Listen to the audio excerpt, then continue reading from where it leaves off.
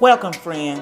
In today's video, I wanted to do a simple how to set a formal dining table.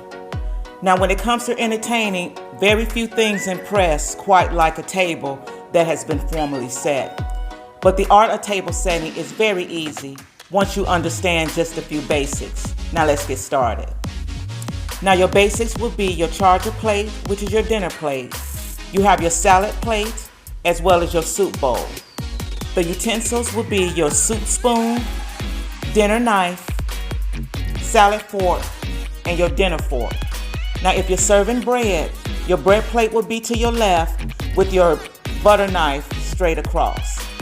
Now when it comes to your stemware, we're just going to focus on the main three. We have our water goblet, our red wine glass, and our white wine glass. Now I want to give you a key when it comes to eating.